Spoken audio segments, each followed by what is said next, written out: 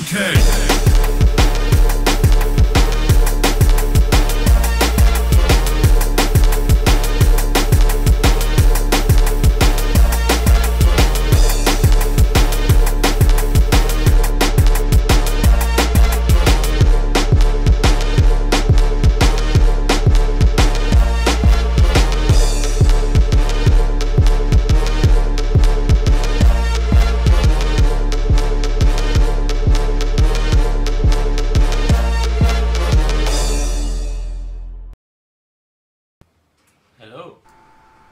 Baby shark do do do do do do, baby shark do do do do do do, baby shark do do do do do do, baby. Start every episode with a sigh. Yeah, it's been one of those weeks. I've had a week of just I've had a week of Muppets. Had a week of amazing Muppets on Facebook today. Honestly, incredible. Can you just push your audio a little, please? Okay. I will push you as much as I can my end. Is that better? Is that worse? Can you hear me? I can just do this. Hello. Ah.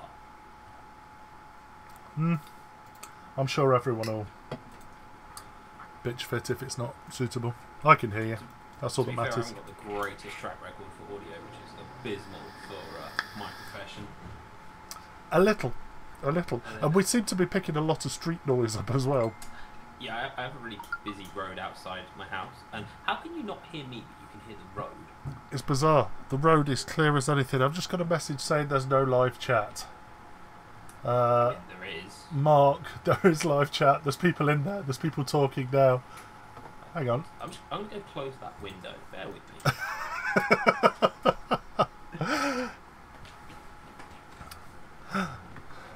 Let's have a quick look at what's over Cassie's shoulder.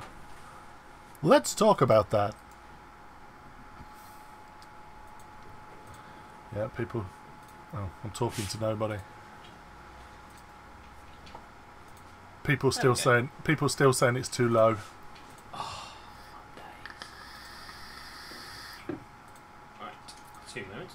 Mark, we're in. Good evening, Mark. That's better. I'll just up the compressor a little bit.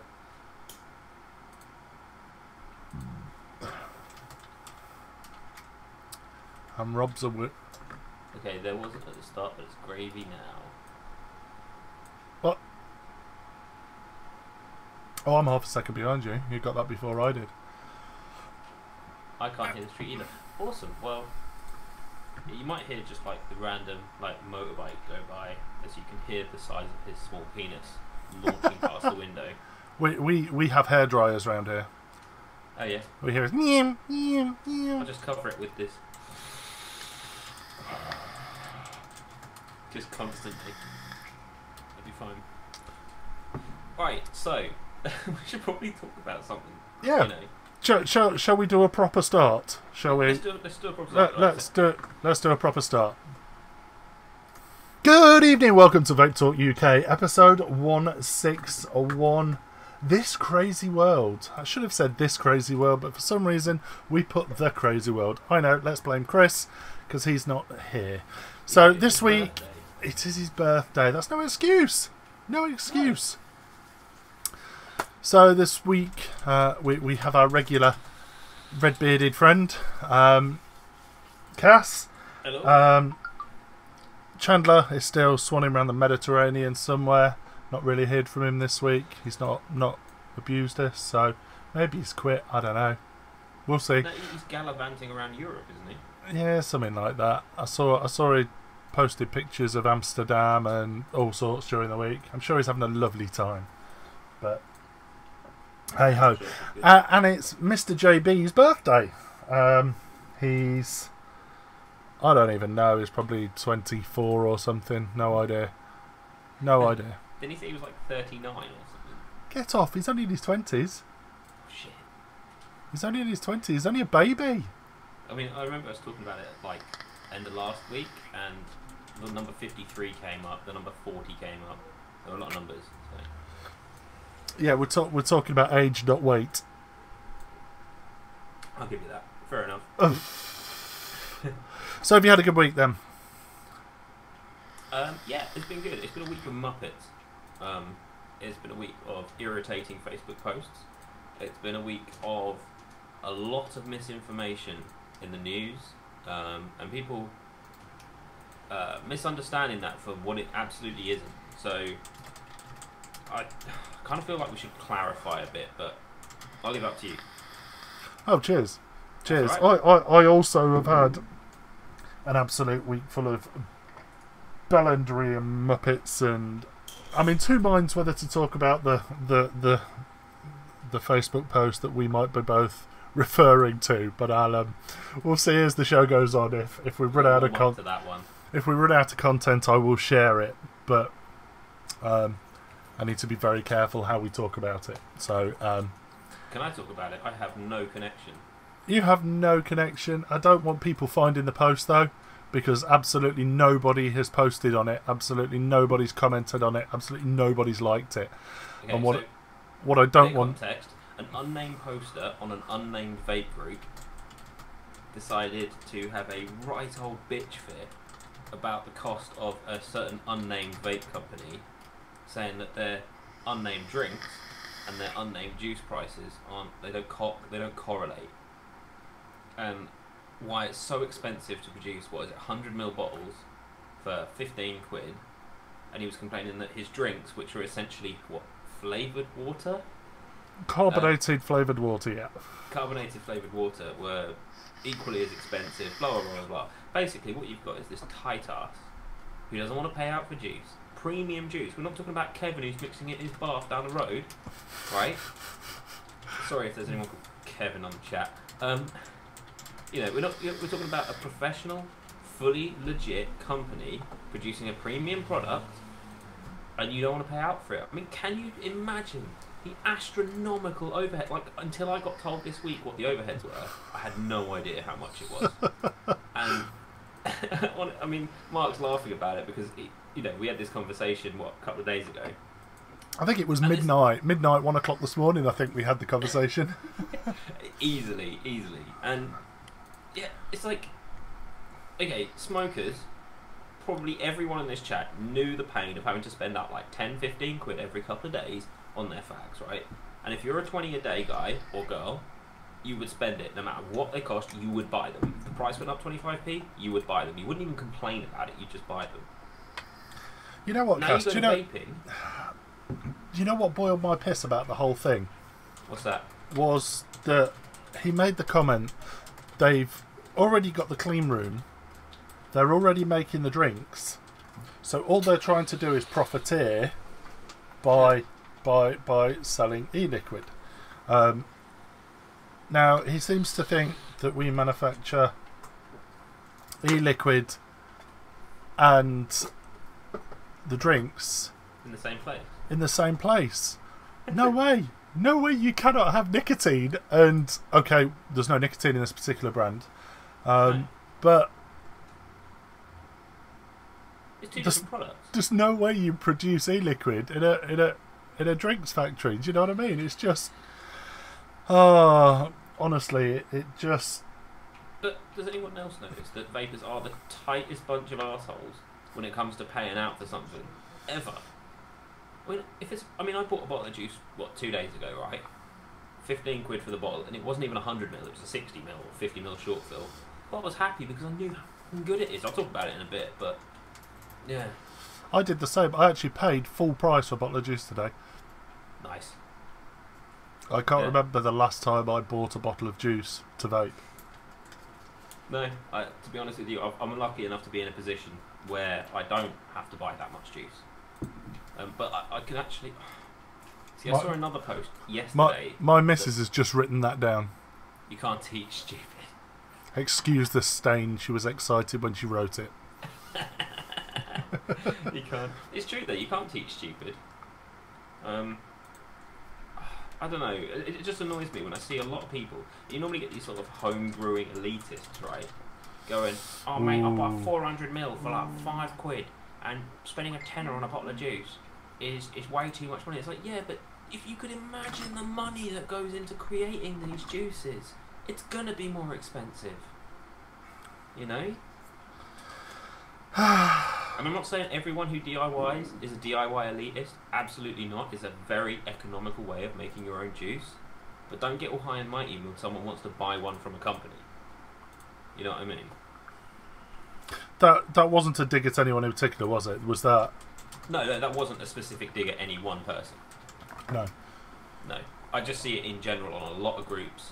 People getting high and mighty about it. It's one of those things you move forward to, isn't it? It's one of those things you start off. You start off buying juice, and then you move on to making it. Hell, I did. Yeah. But in bigger volumes. Much bigger volumes. Honestly, can I tell them? Tell them what? You told me the bottle amount. No. No, okay. Put it this way, I was mind blown by the number. Yeah. So, yeah, when you... Just anyone go and do a Google, right? You'll find the numbers out there. How much it costs to run a clean room. How much it costs to buy VG in bulk, you know? Yeah, exactly, this guy's like £30 for 30 ml of Looper. 100%. I used to pay £1 a mil for premium juice. £1 a mil. We used to pay £1 a mil for what was it? What was the oak conditioned stuff? 5 pawns? 5 pawns. 5 pawns was £1 a mil. Do you remember the Suicide Bunny did a 2-year steeped mother's milk special edition? 60 quid for 60 mil. I believe it was covered and get the same result. I was going to say, that's one way of clearing old stock. Yeah, and it just... I mean, last I saw of Suicide Bunny was their empty stall at Expo because they'd run out of juice. Well, that's a good thing, surely. I mean, yeah, if you're giving it away. But then I could give away 30,000 bottles of juice at Expo. They weren't selling, were they? They weren't selling they just them. give away. Yeah. Yeah. What other muppetry have I seen? So, the big news is, it seems that MPs are talking about relaxing the vaping rules. To most of the general public, this is, they're getting rid of the rules next week. You know, and it is good that the MPs are having the correct conversation about all of this, because it means that they're thinking about it in the correct way. But don't get ahead of yourself. It took 2 years to bring the law in. It's going to take a couple more years just to even get it out. That's before they tax it. We've flown ahead. Cass, what are you vaping on? Oh, shit. Well. Right. I've got Trusty Vulcan. And this is the juice, right? This is the best dessert vape I've ever had. Ever. This is the Ohm Baked Apple and Rhubarb Custard Crumble. Get yourself a bottle of this. I don't care where you get it from if you have to rob someone for it. I do like rhubarb. I do like rhubarb. This is like... It's like a buttery crumble. You've got this beautiful apple. It's not like a candy apple or anything. It's really sort of tart and wonderful, and the rhubarb is super subtle. It's not like a really sharp candy rhubarb either. It's like actual rhubarb, and all of the exhale is just buttery, crumbly, custardy goodness. It's lovely. Mate, where can you get that from? How much is it? I paid 15 ex Nick shop, and I think most places have it. It was made by Double Drip, so pretty much anywhere you can get Double Drip from, you'll be able to get that from. I actually got this from my local. They also do a cherry bakewell and a third one, but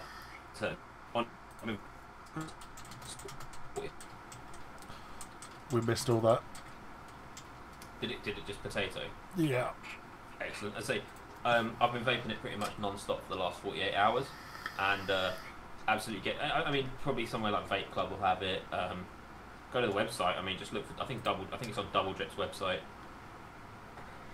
But honestly, if you want I mean, this is like... Does anyone remember what it was like when Din Lady's Lemon Tart came out and everyone was just creaming themselves over it? Yeah.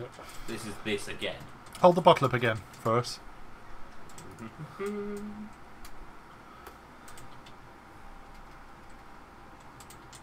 Ohm baked. There we go. Focus. There we go. There you go. It's not bad. Honestly, Love it. They do a cherry bakewell and they do a third one, but I can't remember what it was. The the cherry bakewell. The cherry doesn't taste like methylated spirits. Actually, tastes like cherries. Interesting. What are you vaping them? Is vaping odd? Usual berserker silly swipey screen thing, and I am vaping on lemon and lime from V4 Vapor. Ooh. The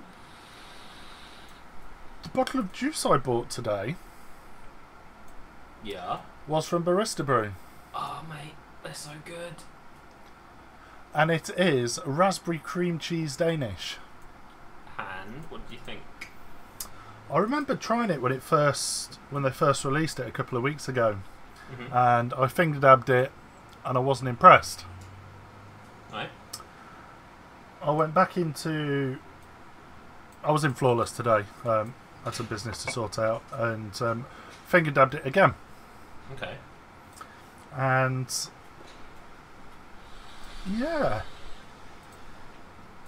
it's nice. Enough It's to buy nice. Enough to buy it. Yeah, I pay full price for it as well. I am vaping that on my Churchill, probably the best tank that I've ever owned. Your Churchill. The Churchill. Who makes that? It is made by Alex at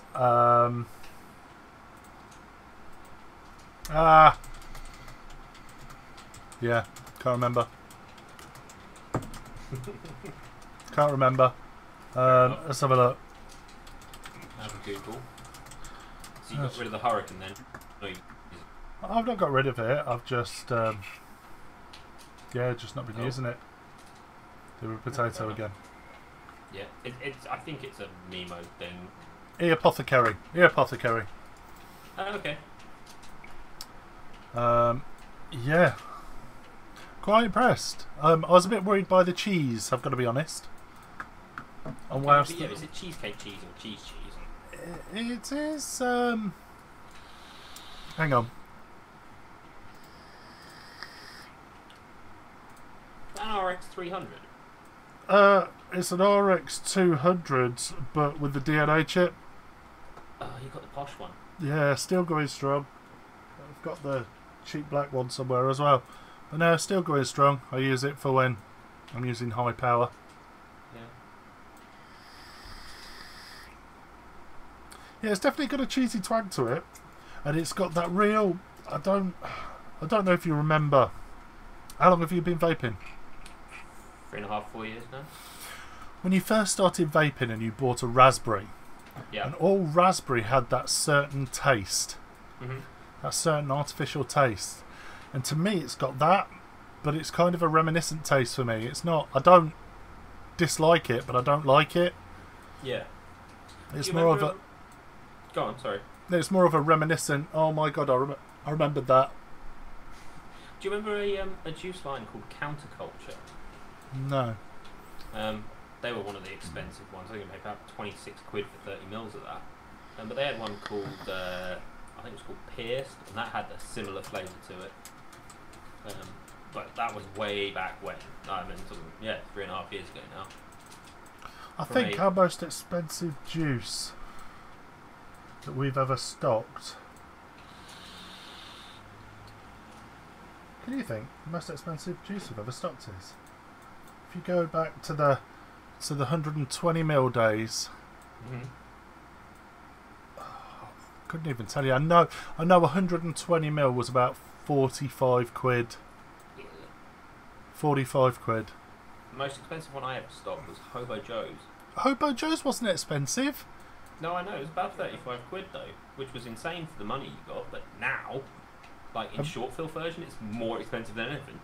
I thought it was quite cheap. No, you're still looking at £26-27 for 100 ml. What do we charge for Hobo Joe's?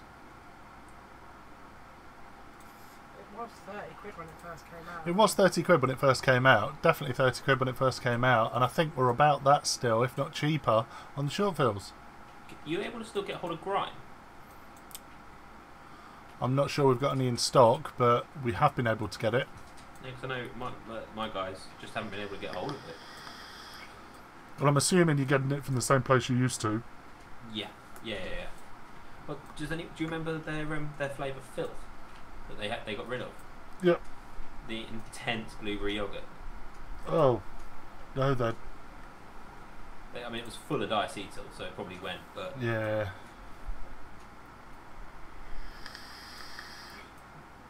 yeah. So what else vaping everyone's talking about? Have you tried the crack range? I bought the lemon crack, and I loved it. I've not tried the currant or the gin yet. I haven't tried the crack range, to be honest. Very nice. I think they've just had Nick. I'm not sure if they've got them all in yet, but Okay. This is weird. I've noticed.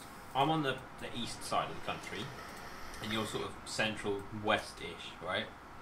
Straight down the you can draw a line down the middle of the country, and the ranges that cross over are few and far between. yeah, it's surprising because obviously we sell to quite a few, quite a lot of shops up and down the country, and it's surprising the variation of wholesalers that people use up and down the country. Yeah, I mean Birmingham seems to have mental amounts of distributors in it. Mark's going to send me some gin. Thank you, Mark. Love you. Sorry, say again. Birmingham seems to be the one that's full of distros. I mean, you've got Ace of Vapes, you've got, I think, Flawless Birmingham?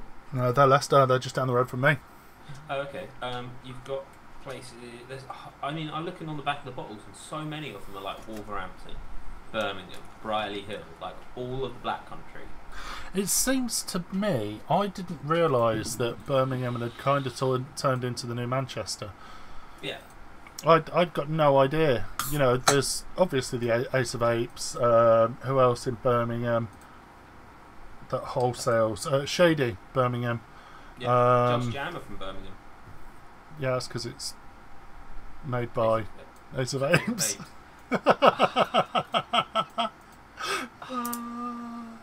Killer. Right, yeah, just letting the cracks in the knowledge show. Oh! We've got a lot of company names up here. But saying that, you know, we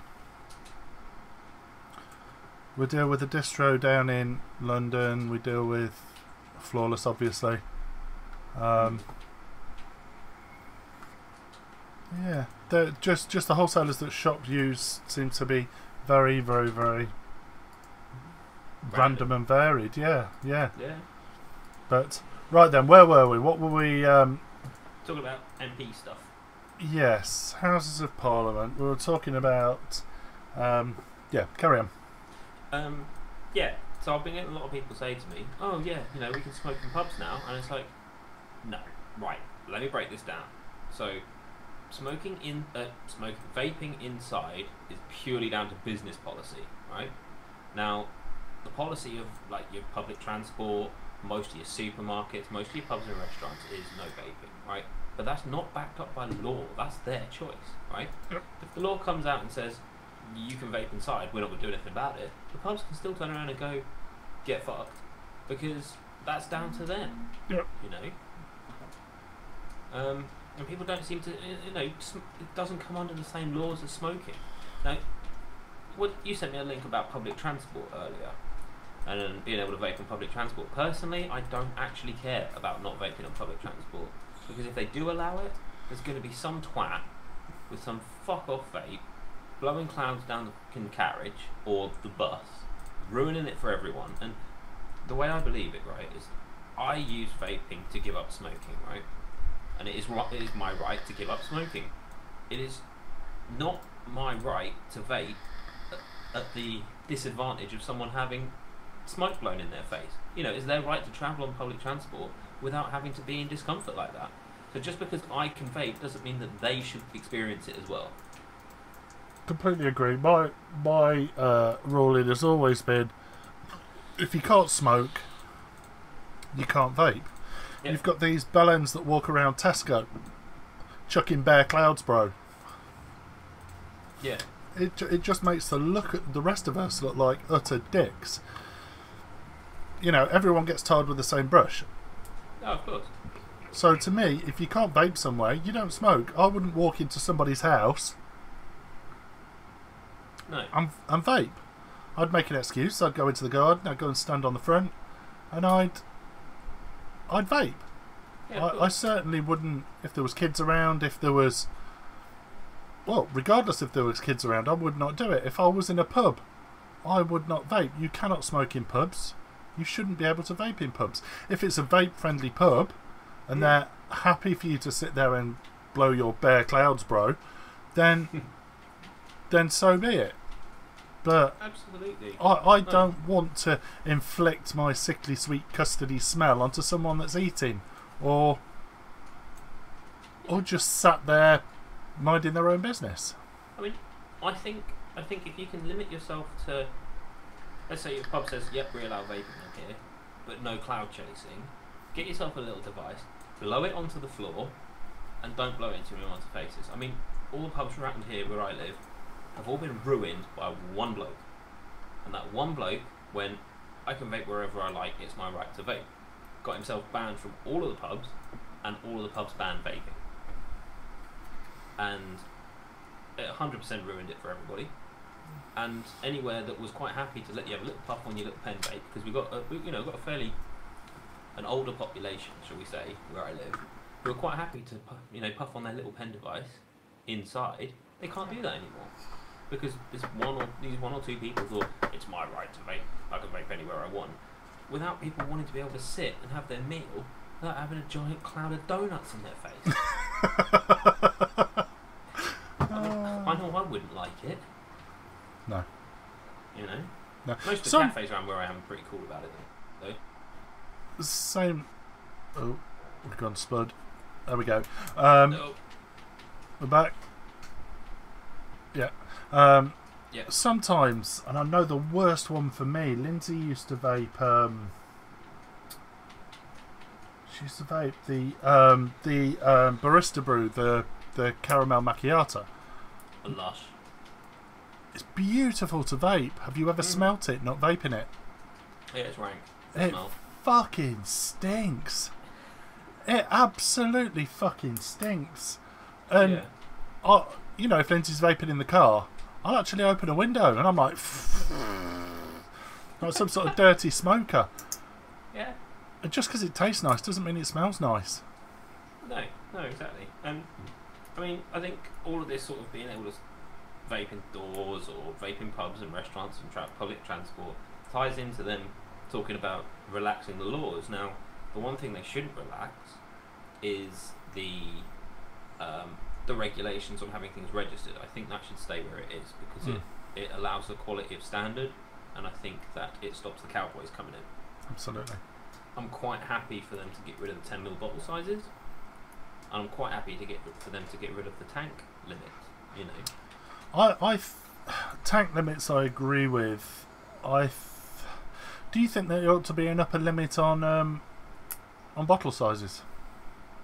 Yes, I think 150s, 250s, 300 bottles, unless you're mixing your own and you're using 500 mils, and that's up to you. But being able to buy like 250 mils of juice is just ridiculous. Is the safety concerns there, or? No, I don't really know. I think if you're going to have nick in it, yes. I think having that amount of juice with nick in it, yes. If it's got no nick in it, fine. So let's say they relax the laws. Let's say they go, you know what? We fucked up. Let's allow larger bottles with nicotine in them. Yeah. What, in your opinion, should be the maximum size that pre-nick juice should be available in? I would say 60. I think it's a good size. I think if you want to go short fill, 100 mils, 200, sky's the limit. But I think if you're going to put nick in it, go 60 mil. 90% of everything you buy is in 60 mil now anyway. It's a good bottle size. It's not too much. And the thing is, when you start getting a nicked juice at like 200 mil bottles, you're still you're spending so much money. I mean, why bother? You know, more volume, smaller bottles. but not as small as 10 mil. So you'd be happy to pay. Let's say you could. Let's say that's 15 quid. Yep. Nick shot. 50 mil short film. What would you be happy to pay for that? With nicotine. Yeah. What would you be happy to pay for that? That particular juice. Let's say it's a premium. I hate the word premium, but let's say it's a premium recognised brand. What would you be happy paying for? As an upper maximum, about 16 quid if it had nick in it. So you'd happily pay an extra £1 for the nicotine? 100%. I mean, it was only 18 months ago I was paying 16 quid for 30 mils. You know, I mean, vape juices had the biggest price drop of any product anywhere in the last few years. But that's the UK. We've killed ourselves. Oh, of course we have. Of course we have, because we want it cheaper and cheaper and cheaper. And companies, to meet demand, have had to cut it cheaper and cheaper and cheaper. I mean, I'd be quite happy if it had nick in it. I'll retract my 16. I'd say about 18 to 20 pounds if it had the nick in it, if it was pre-mixed, because it's not just about having the extra nick. You've got to remember how much extra cost that is on the supplier side to put that nick in it. You know, buying in bulk, it's not that much more expensive. It's probably a little bit more time consuming because obviously your measurements have got to be spot on. You know, so you've got the time constraints. You've also got storage, the equipment, so freezers and keeping things stored and everything else. You've got to consider the long term cost. But 60 mils are always 20 quid. You know, you buy a bottle of Game Over or Aftermath, or your typical 60 mils. Yeah, it's hard, and this is what I mean about vapors' expectations of prices just becoming unreasonable. I mean, unless the actual production of making vape liquid drops dramatically, the price won't get any cheaper. If anything, it's gone up because anything that's got nick in has to be registered. And I'm on a weird sort of dichotomy, and I actually think short fills should also be registered. Yeah, just purely to because just because it hasn't got nick in doesn't mean it can't be full of diacetyl or any other kind of chemical. No. They should be tested. All ours are tested. We know exactly what's in them. I've got pages and pages of reports to say, these fall under the legal requirements. You're good, and I completely agree. Yeah. I think that all e-liquid should be.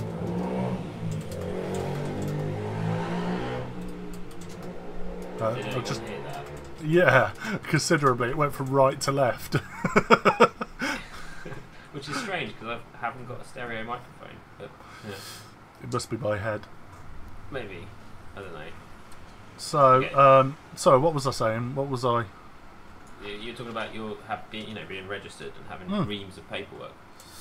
Yeah, absolutely. And I think if everyone was I'm not being a cunt and saying that prices need to go up, because we've obviously set our price.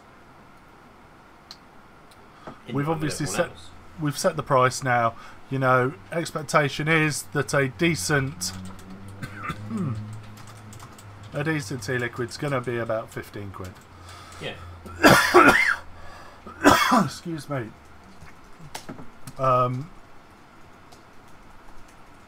So yeah, I'm not saying that by making everyone test their juices to put their prices up.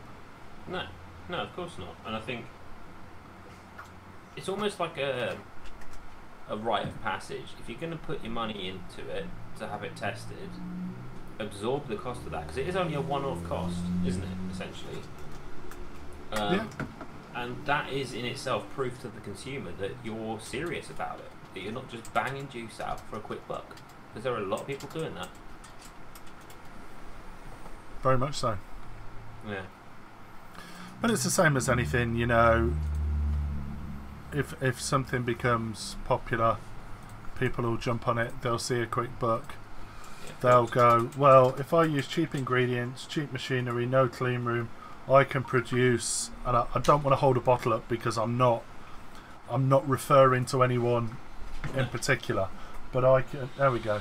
I could produce that bottle for 60 pence, say. Yeah, of course. Let's say that's cost me 60 pence, so I can afford to sell that. Do we have lift-off on a washing machine now? Oh, fucking hell.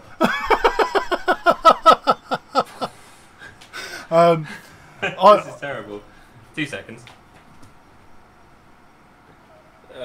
Carry on talking, I can hear you.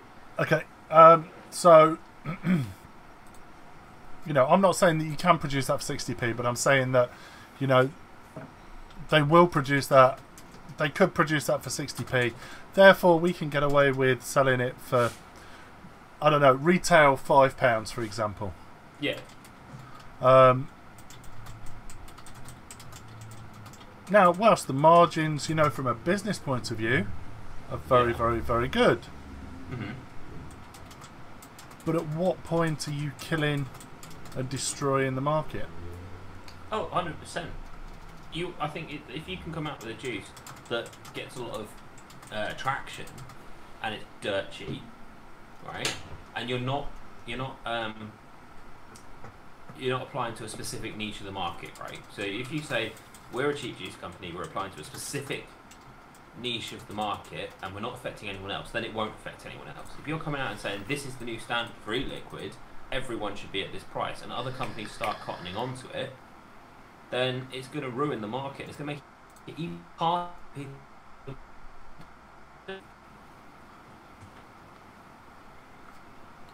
Say that again. So it's going to make it even harder for people to make a living out of doing this business who are serious about it. You know, just from people undercutting. I mean, I can think of 5 juice companies who I won't name, who are just local to where I am, that produce juice that have had a significant effect on the money that the shops in the area are bringing in. Yeah. Because at the end of the day, people don't have loyalty if they can get their nick fix cheaper and faster. And do you know what the first thing to get sacrificed is? Quality. Mark's just said, would it be fair to say that companies are devaluing their brands? I think they 100%. are. 100%. And I think to a degree, our brand is, it's not a cheap brand. No. It's not like high, super priced mega market. Our 120s retail at 15x Nick shop. Yeah. They're what I consider affordable. Yeah, 100% it is. Most 100ml go for anywhere between 20 and 25 a bottle. So could I not? You could charge another £5 on top of what you do. Yeah. Am I devaluing our brand? Have we made the decision that the retail point is £15? Have we devalued our brand? Are you finding that you're cutting your profit margin because just to keep it at that price, or if you take into cost all of your overheads, is that a fair price that you come out with at the other end? We can afford to sell it at that. Everyone from the distro to the wholesaler to the retailer, everyone makes a good margin. Then there we go. You're not taking the piss. You're producing it at a margin that is working for you and everyone along the chain. You know, it's not like you're producing it for £2. Let's say you were producing it for £2 a bottle and charging 20, when there are a lot of companies who produce it for £10 a bottle and charge 12. What? Produce it for £10 a bottle. Well, they don't produce it, but they sell it wholesale. Sorry, that's what I meant. They sell it wholesale at 10, and it get. The point I'm making is that you're not taking the piss with your margins. It's not like 300% added on or 500% added on, is it? No. No. There we go. And I love that Mr. Shy. Good one, Stu. Buyer's market is one of the most intellectually lazy arguments ever. It's true. It's How do you 100% mean? True. It's true. Buyers are more than happy to pay £20 for 60ml when everything was 60ml. Greedy Yeah. manufacturers drop prices. It's true. Yeah, 100%. Random side question. Am I distorting? No? Okay, it's just my shitty headphones. Are you hearing yourself back? I'm monitoring myself anyway, so I don't shout. But and I'm just distorting, so something else is going wrong somewhere. Honestly, I will get there eventually. I promise. We'll get there. We'll get I there. might just buy a USB mic and fuck it all off. Just get yourself a snowball, mate. They just work. Yeah, that's it. That's it. I do briefly want to take a look over your left shoulder. Oh yeah. What do we think Yes. to that, guys? This is Dave Grohl, half of Dave Grohl's face, and it's painted by my other half. And I shit you not, if I hold up something that is of similar size to her paintbrush size, probably that. What is that? That's just a spiky bit of jewellery I found on my desk. But if you can imagine the paintbrush head size being that size, that's how big the paintbrush is. And I mean, this is a 5-foot canvas. Yeah, pretty mad. But I just stuck them in the background to be interesting. That is incredible. The detail on it is just that beard and moustache. Certainly from my level, just the hair. Yeah, it's getting there. What is it? A commission or Purely her own pleasure. what's she likely to do with that? Well, I think it's either going to get sold or I don't know, to be honest. It's either going to get displayed and sold, or it's going to go to a particular family member of hers who wants to buy it off her. But I don't know yet. We'll find out. It's probably going to be the highest bidder, to be honest. Just fair enough. Is she an artist? Yes, she is. Artist, tattoo artist. She does all sorts. She's actually got her own jewellery line. Okay. As well. In fact, do you remember? I think it was the week before Fest. Stu showed you guys like a stretcher plug. Oh, is that her? That's her, yeah. Ah. Haha, small world. Yeah, she makes that. So Doriana's Den on Etsy is her, and she's got shitloads of stuff up there. And considering it's all handmade, hand cast, hand painted jewellery, it's cheap as fuck. So maybe she's devaluing her brand. I wasn't gonna say that. I personally think she is, but she doesn't want to overcharge people, you know, and that's up to her. How many hours would you say would go into that painting? So far 2 years, but that's on and off. That's on and off for about. She'll do it for about a week, leave it for 6 weeks, come back, do it for another week, and so on. And then she paints and repaints, and she has other projects in between as well. Are you a video gamer at all? No, not really. She's just done a painting, a video game related painting. So yeah, thanks to which she finished not that long ago. So Unreal. So 2 years. So what would you say that? Ago. What's that? About half complete? I'd say it's about 40% complete now. I mean, all the heavy detail is done. It's now all skin texture, hair texture, shading, but the eyes, the nose, and the mouth, which are the heaviest bits, they're all done now. Yeah. So Wow. she's definitely done the hardest bits, but the rest. So of it is someone that effectively could have spent, let's say, 4 years producing a piece of art, which probably could have been done full time in 6 months, for example. Yeah, I'd say 3 to 6 months if she did it all day, every day. And someone would turn around and say, "I'm not paying £1,000 for that. I could go to Manchester. I could go to Manchester and buy that cheaper." Well, this is it, and but she has had offers for it. Oh, I'll give you £300 or £400 for it, you know. She's like, I'd rather keep it. Yeah, exactly. She's like, I'll just keep it then, because I mean, she's put well over 200 hours into it already, right? And a lot of painters paint with big brush strokes. They do it in big layers. Her style is to paint a very small amount at a time, almost dots, right? She'll mix paint. She'll change colours every half centimetre, so it takes a very long time to put that detail in. You're talking 200 hours. I mean, you're charging was it £2 an hour if she's put 200 hours in so far? You know. I'd rather take it down the garden and burn it than sell it for that. Right. Yeah. I really would. I wouldn't be insulted by. I would feel insulted. Yeah. So, yeah. I mean, I don't think if she doesn't sell it to this family member that wants it, I think she'd be doing herself an injustice if she sold it for less than £2,000. 100%. Get prints made of it. You would not believe how expensive that is. Proper Really? prints.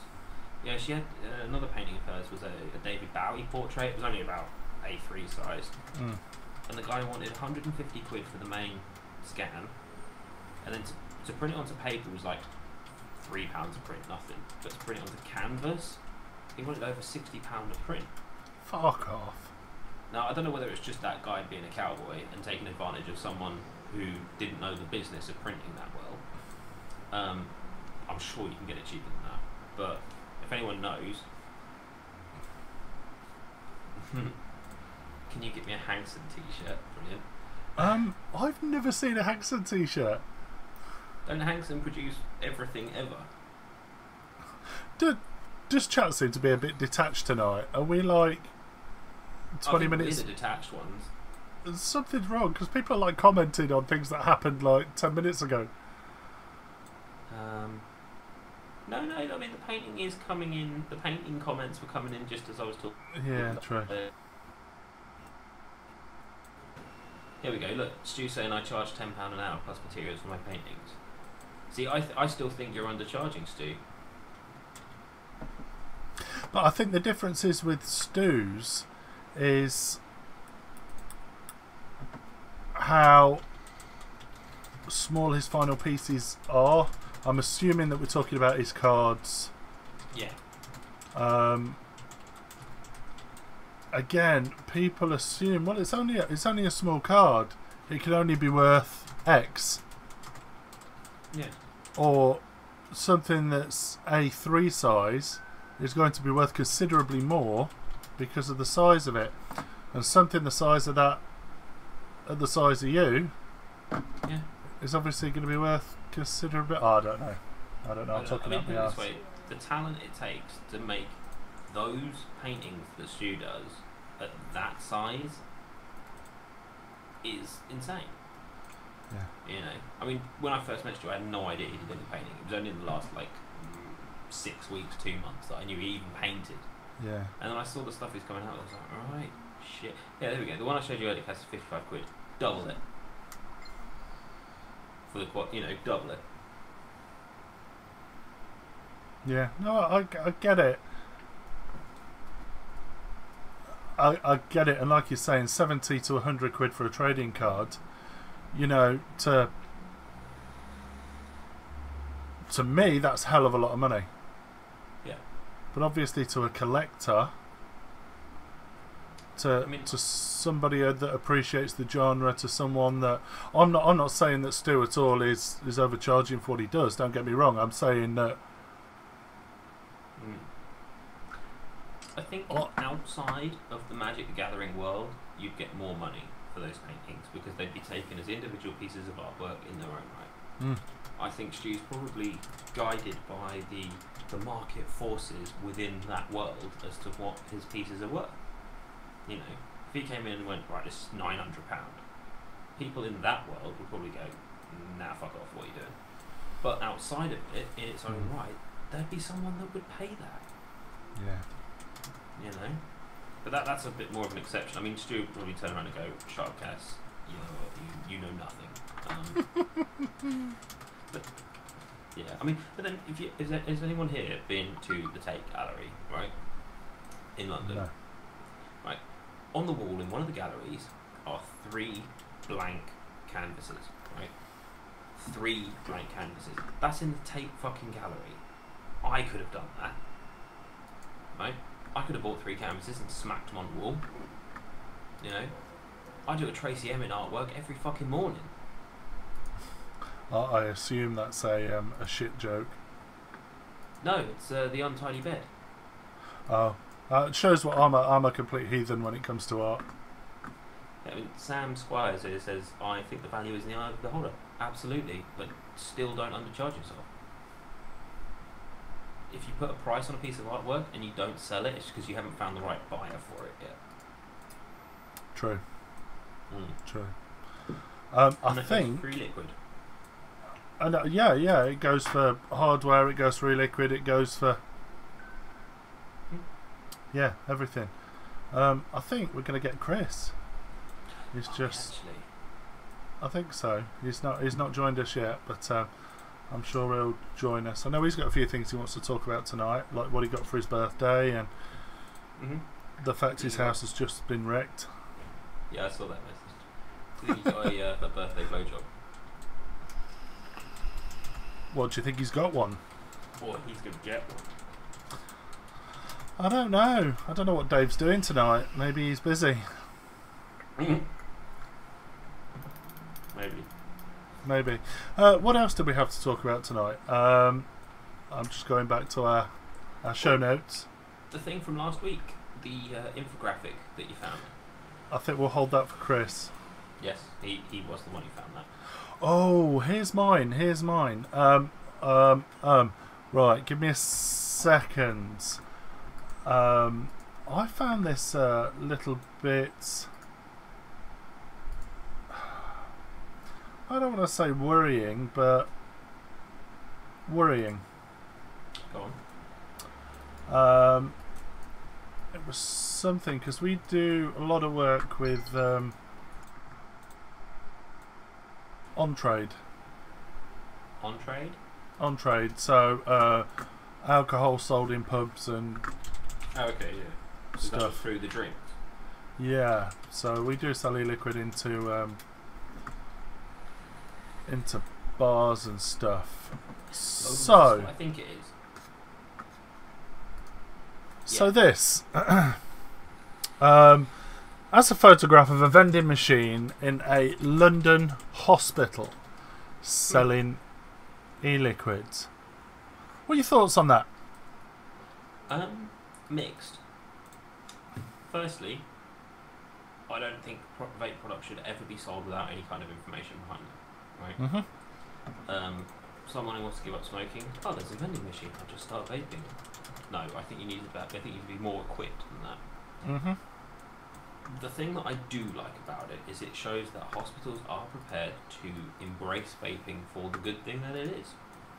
I believe Nottingham Hospital actually allow vaping on the ward, as long as you use one of their little pen devices that they give to it. A couple of years ago, I went in for fairly severe surgery. I spent about 3 nights in hospital, and my vaping fix came from a pen device blowing it under the covers.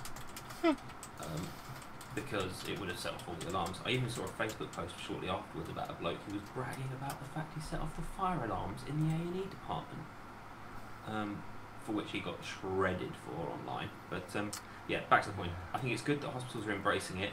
Not that fucking freely though. What if a kid came along and was like, oh mate, £3, I'll just get a vape. Watch me granddad's in hospital. This is my point. It's an age-restricted product. It's an age-restricted product, and I'm pretty sure in the TRPR it's actually illegal. It's against the law to vend, again, anything that requires an age-enforced sale. Yeah, 100%. Exactly, and it's a little bit worrying. Okay, what you saying about it's great that hospitals are behind it, and obviously all the information that's been going around this week is fantastic. But calm down. Yeah, follow the law. Yeah. Do you think somebody likes blueberry?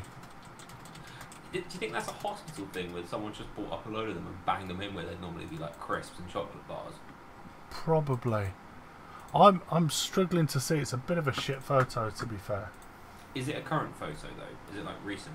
Yeah. So I'm led to believe. Let me just bring it up so I can join in. It is actually a single use. Yeah, it's just a little puff and throw jobby, isn't it? But where's the nicotine strength? I can't see the nicotine strength on it. No, I can't see. It's probably somewhere under where it says blueberry flavour. Potentially. You know, it's fantastic. You know, it's great, but it needs to. They need to be sold right. That, you know, if it was a pub doing that, and it was something that we looked into, we were looking at putting e-liquid into vending machines, like almost like a condom machine, like a twist 'em. Yeah. That sort of thing. You have to be 18 to be in a pub, so you haven't really got to worry about age. You don't have to be 18 to be in a pub. You need to be 18 to buy alcohol in a pub. If you're 14 years old, you can be served alcohol with your meal. But yeah, if that was a pub doing it, I'm sure trading standards would be all over them. They're taking visits once a week, twice a week. Some pubs. I mean, I know the venue I used to work for. They had a slot every Friday night where they had a trading standards bloke come around and make sure that they were within capacity and that they were selling the correct optical amounts and shit like that. So they were being bullied basically from the sound of things. Yeah, basically, yeah, they were. But they were in Tooting, so go figure. Is that London? Yeah, it is London, South London. Yeah. Most hospitals have a cafe. Sell them where it can be monitored. I think the problem is if you sell something like that in a hospital, you're expecting people to use them in the hospital. Yeah. Yeah, absolutely. Like you say, most hospitals have a cafe. A lot of hospitals have like little convenience shops as well, don't they? Where you can get your newspaper and your coffees and your bottles of water and whatnot. Sell them there. That's fine. I saw an Aldis selling Just Jam the other day. Aldi? Aldis. You know the oldest convenience stores? No? Maybe it's a local thing. And my local petrol station sells double drip. Fair play. So, you know, I mean, they're as much within their right to sell vape products as any other store or shop or whatever they want, but not in a vending machine. No. But like we say, it's a positive that, you know, they're ending up in hospitals. They're talking about, as you're saying, that you can vape on the ward in a... Yeah. I mean, if you turned up to the hospital and be like, guys, I'm just going to have a vape whilst I'm recovering, and you had one of these, they'd be within their rights to say, nah, fuck off. If you turned up with, something like this, yeah, probably be fine, you know. But it's going in the right direction. It's how they go about going in the right direction. Agreed. Because they could very quickly turn around and go, actually, nah, let's put a hold on this, and let's actually go back to how it was. I mean, did anyone here read the very first draft of the TPD? Yes. And it was like cartridge devices, wasn't it? That was how limited it was going to be. Like, there's nothing stopping them doing that. They can literally do whatever they want. And there's nothing stopping them going, yep, cartridge devices. I mean, in the States, they're trying to ban flavours in certain states. Yeah, I know Chris has got some content tonight. Should the fat cunt ever turn up. With regards to what we were talking about last week. But I'm going to hold fire for that. I don't know if he's... you come in. I've got one. This is to the chat. Has anyone got any questions that they want our opinions on? Because assuming that you're watching, you want to hear our opinions on stuff. So I'm going to take that and go, what do you want us to rant about? Because that can be funny sometimes. Hey, we don't always rant, do we? No. Well, you don't. I'm quite good at it.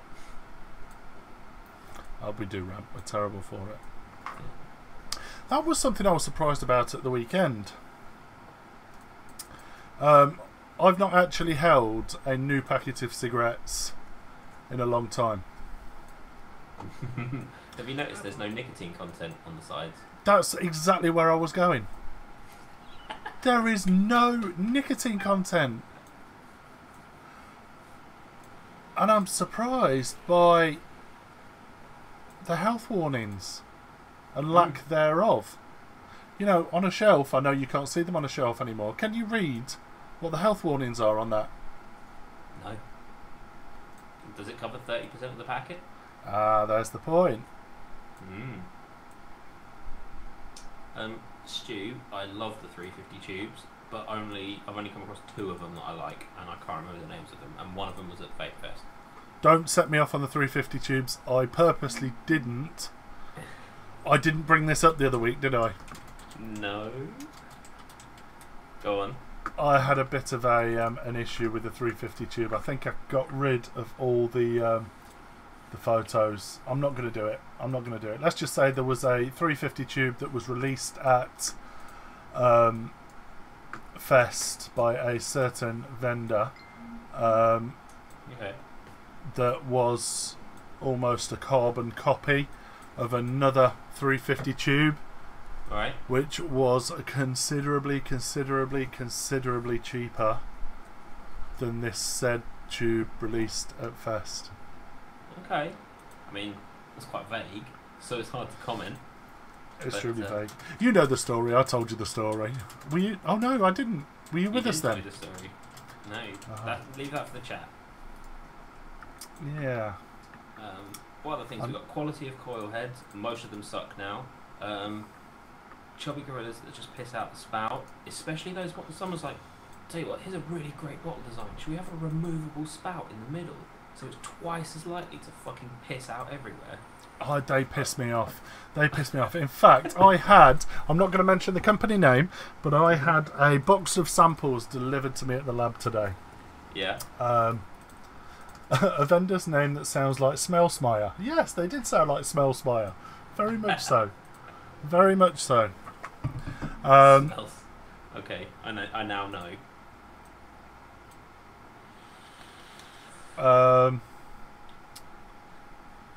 What was I saying? Spouts.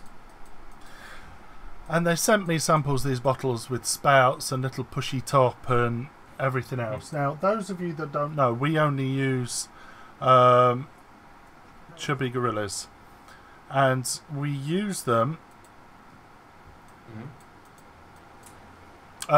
Smell Smire and Satburn. Here you go. Does anyone know the really cool technique for undoing chubby gorillas? Yeah, if you can do it. Okay, I don't know if I can do it on the camera so you can see it though. I'm just going to sling my mic out of the way for a second. Right, take your lid. There. Put it under there. And throw it across the room. And throw it across the room. And then you do a little spin and it pops off. Can you do that for that? No more ruined nibs. I think I need some nicotine in that one. No, because... Right, chubby gorillas. Here's one of ours. It needs nicking. Right? Yeah. Nails. Pop. They Perfect. come off. Not for me. They come off. Not with you. That's because you've got stupid fucking talons. You sound a bit like a robot at the moment, dude. You're alienating your Do I? female population. You sure that's not Lindsay's drone? Oh no. No, you're good now. That was weird. Did I just steal your last Nick shot? Did you? Yeah. I've been proper fucking rationing Nick shots as well. You've been what? Rationing them. Oh yeah. And then you just walk in and steal my Nick shots. Unbelievable. Unbelievable conduct, Mark. Mark, there's a reason for the difference in price. I'll explain after the show. What, the Satburn doesn't get a hot button? I'm not getting into this. Oh dear. What was I saying? What was I saying? I'm looking for the frigging cap I just shot across the room. Oh, I don't need it. You don't need it. Got it. Okay. But yeah, that's the way you open. All right. So the reason I've not Mhm.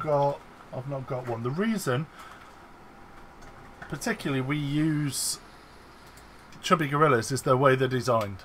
Yeah. For us, when you buy a chubby gorilla, that part is preloaded into the cap. Right. Okay. So when you buy them, you get an empty. Hold on. Just drop that on the floor as well. They come as an open bottle with no cap on it, Yeah. and then when you put the top on, put it on your capping machine. It applies the cap and it applies the spout. Right. You go for the cheap Chinese ones.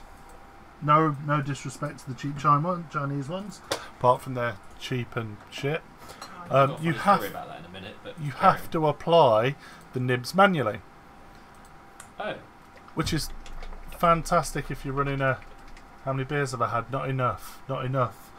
And I'm going to stand up and break my foot on a cap. Yeah, I much prefer it being an all-in-one, which is why we pay the little bit extra for a chubby gorilla, because it's easier for our manufacture process. Yeah, of course. I mean, it reminds me of Expo October last year. The chubby gorilla stand was placed back to back with a stand they were in legal dispute with for stealing their design. I mean, amazing. The best and worst bottle design I've ever seen. You know, you get like childproof caps. Is that a childproof? Like if I have it bottle, which is like childproof, and then you have the twisted nib. That was childproof as well. That What? did not work. It's like double childproofing. You might know what I'm on about. Maybe you do. Maybe you don't. So that was a double childproof one. The best one had a flip up bit, like a salt shaker. Had like a flip up edge next to the nib, so you could just pour your juice out. That was interesting. There's some bad ones out there, but what are you gonna do? No, but standard chubby gorillas, you know, the proper ones, are amazing. You see, all as we used to use Oh, those. Something's happened to your audio for me, Mark. You sound like a bee. Am I picked up? Is that better? It's just distortion and craziness. Chat, can you confirm or deny? Very, very strange. So, I'm going to keep talking anyway. Is that alright now? Yeah, I can hear you, but it sounds like you're a bee. There's no words or notes or anything. Is anyone else hearing that? Do I sound like a robot to you? No, you sound absolutely fine. No. Audio's good. Must be you. Two seconds. 2 seconds. Carry on with what you're saying. I'm just gonna faff around for a second. So we went down this route. So they. Oh, there we go. Is that better? Yeah, sorry, it's my audio controller this end fucking up. So that was what we went with. That was our route, much like Stu does on his. So you come with your CRC lid. Yeah. Take the top off. You put your nick shot in, and you you screw a cap on top. Yeah. See, the bottles I was talking about, that main screw-on bit that you're doing now, that was childproof. The nib lid, yeah, so that was childproofed, and then the nib lid was childproofed as well. Crazy. You know, I love these. Don't get me wrong, I do like these, but for some application, the nibs can be too big, which Yes. is the reason we went down the chubby gorilla route, just for pure Ease. Pure ease. Yeah, no, that was it. Yeah. I mean, it depends. If you pour it from really high up.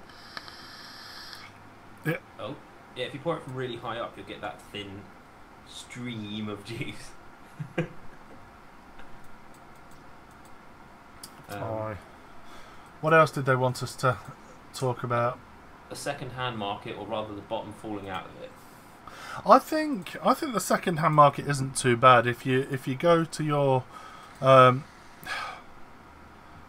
don't want to use the word high end, but high end. Yeah. If you go to the high end, people, it holds their price. Yeah. When you hit, sorry. What was the flavour you just sniffed, Mark? That is the concentrates for my for our custard cum creme brulee. I'm sure Stu's had some. We've just been too busy to get it manufactured any bigger, but it is. It's coming soon to a shop near you, very soon. What was I saying? Sorry. Second-hand market, high end. So the high end stuff holds reasonable price. It's that middle market, the mass market. I think that's where it's fallen out, and the mechanical market. Definitely. The arse has fallen out of the mechanical market, in my opinion. The only time that the mainstream vape second-hand market exists is when someone's selling a job lot. I found it's very hard to go out and sell your Smock Alien second-hand because simply nobody wants it for more than a tenner. Mm-hmm. If you are selling a Ultim Limelight mod, you will get what you paid for it, as far as I'm concerned. Same with SQ, anything that's high-end, as long as it's in good nick and it's in working condition and it's looked after, you'll get mostly what you paid for it.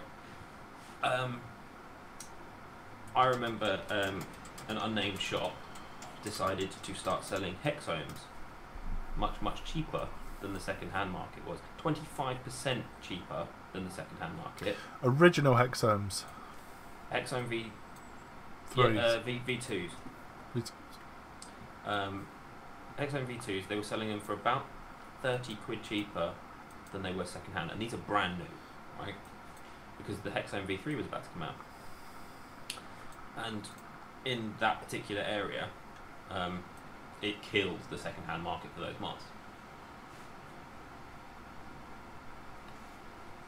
So, I think the second-hand market is good. I think there are a lot of scammers about who take advantage of it, which is another conversation. I know this is something you want to speak about, wasn't it? And I know we spoke about it probably 3 weeks. About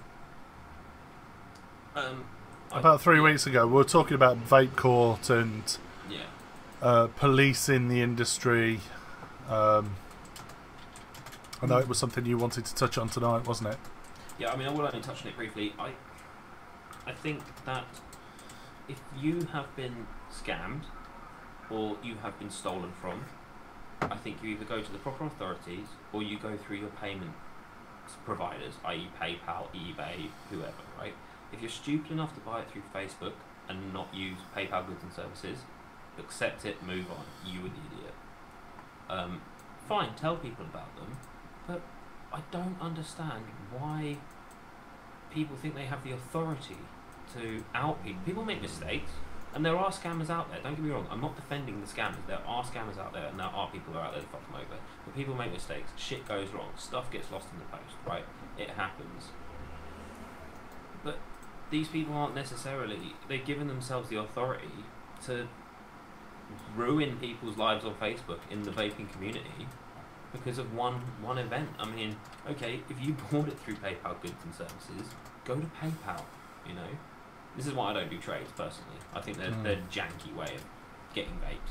Buy it or don't buy it. But don't trade. Maybe we need to set up, an escrow service for vape.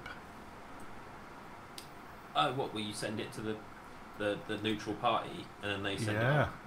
And then they release the funds and then they send on the... Ooh. You heard it here first, trademark. No one steals that. Yeah, like a neutral party that you send your device to, so there's no fucking around with addresses. You send it to that place, it gets checked. When the funds or the opposition... Let's say I'm swapping a vape with you, right? They only send your vape to me when they receive my vape to you. Yeah. But how much would you be willing to pay for that? What, for that service?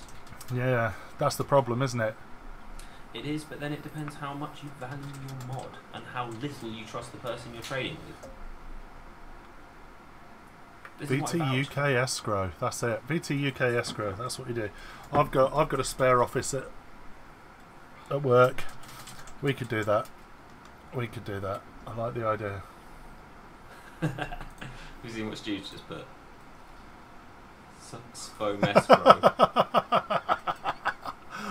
I like that. So people are saying who would pay the extra costs, right? Your mod cost you... I saw a Frankenskull up for sale for $4,500, right? What is an extra 15 quid to make sure that it gets to the person and that you're getting your money? Well, let's say you was to charge... Because obviously you're going to have the fees to repost it on. So... There's an extra, let's say, £7. What is it? £7.20, £7.40. Yep. To repost both. So if each person is responsible for their own fees, £7.40 plus what? 5% of the value, 10% of the value. What's Vape escrow? I like that. Yeah. A friend of mine, Jay, who I work with, actually, he just said, he messaged me, he just said, what about a group with trusted individuals that work as a go-between? It's basically the same thing, but who's going to do that for free? That's a lot of work. And yeah. I hate it. Say that again. You sputtered. I said that's a lot of work, and I absolutely hate the post office, so yeah, someone else can do it. But this is it. I think I made myself a rule when I came into like buying on Facebook. Don't buy anything that's been in someone's mouth, and don't trade. I've seen what people do to their tanks. I've seen the gutter of vaping. Right, I am not buying something that's been in someone's mouth. It might have been up their bum, for all I know. You know, this is the worst thing, right? Someone's like, oh yeah, I'm selling this tank, mate. It's like 30 quid. Here's a picture of it. It's still got juice in it. Cheers. Thank you very much. Thank you very much. Rob says, how do you guys feel about American YouTube people using the overseas concentrate companies to sell their concentrates? I'm not sure what he means, but... I mean, surely that's just international business, right? I don't understand. I'm a little bit confused. Use overseas concentrate companies to sell their concentrates. Can you give us an example, Rob? It's a good one. What happened to meeting at a public location and doing a handoff? I always used to think they were a bit dodgy. Turning up in a fucking car park, opening your boot, popping it out, getting your mod out. Yep. Having a good poke, sniff, suck. It's like vape dogging. It is a little bit, isn't it? I mean, it was funny, a few months back, my other half was selling a lot of her makeup. And because she didn't know the people she was selling it to, but they were all local, I said, look, I'll go out, I'll go give it to them and I'll collect money for it. Just so that I know you're not meeting up with some random bloke who's going to turn up and stab you. And I swear down, selling lipstick has never looked more like a drug deal. It's like I hand them a small wrapped up package and they hand me like a tenner and then I walk off. It's a little compact with powder in it. Yeah. Maybe we've hit on something here. I think we have. Makeup. Yeah. Makeup. It's not called unique for a reason, is it? No. Ooh, he's throwing his knowledge out there. What? Unique. That's actually a makeup brand. I know, my missus does it. Oh, okay, there we go then. There we go, fine, exactly. What colour are you? Purple? Purple. Pink? I don't know. No No. idea. But no, I think going quickly back to Vape Court, like I read through quite a lot of the various Vape Court scam pages. But there's not one in particular, and they're quite high and mighty about themselves. It's probably an unpopular opinion, but you know. Simon Weston's just said, but under vape law, you cannot. He's used the word flip. Cannot flip for higher than RRP, it seems. Now, I've always been a little bit two-minded on this. Whilst I get that if I've bought that for 100 quid, morally, if I want to sell it, I'm going to sell it for the same price or less. Morally. Yes. Now, every day of the week, I buy those for 30 quid and sell them for 75. But then are you a business then? You know. Oh, I'm a giant flipper. Okay, let's take your £100 one, right? That is a dolphin and not any other kind of connotation. Calm it down, Donald. So, right, let's say you bought your £100 mod and suddenly the company that made them went under and they suddenly became very limited. You could sell it for more than it's worth, than you bought it for.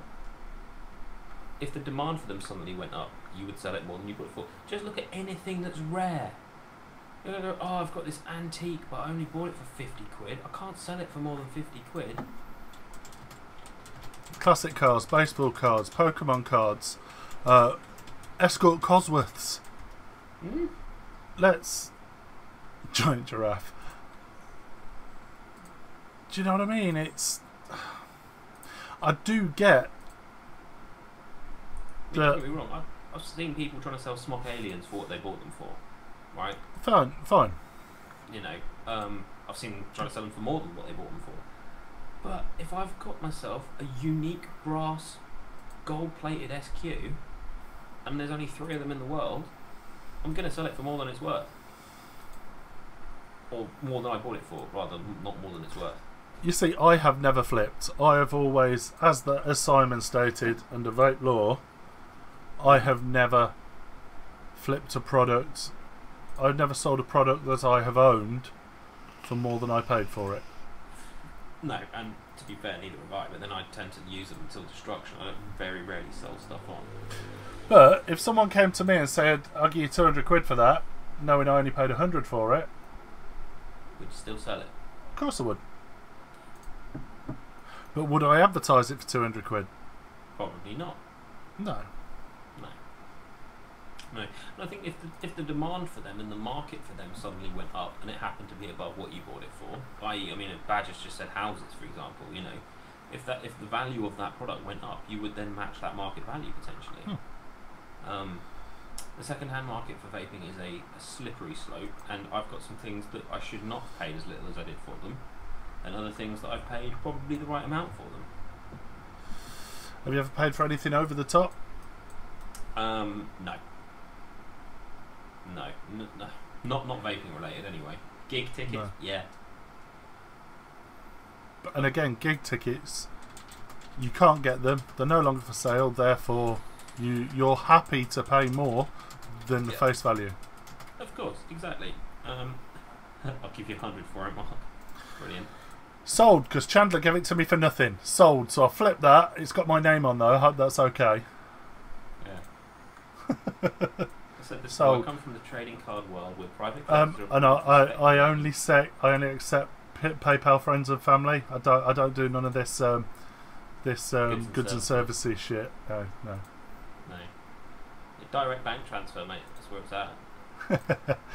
I've said this before, but I come from a trading card world where the private collectors are applauded for speculating successfully on cards and selling them for profit, and the market changes absolutely. But isn't that how our entire economy works? I mean, you've got stocks and shares. you know, you sell when the market changes. Keith just said, I don't sell anything, but if I did, I want to ask double what I paid. It's down to the mug that buys it. Clones, we're not doing clones. We're not doing clones. No, we're not doing clones again. This has been done to death. I mean, I could do a 3-hour episode on my own about clones. Nah, it's been done to death. Morally, clones don't sit right with me. Have I ever bought a clone when I first started out? Yes, I did.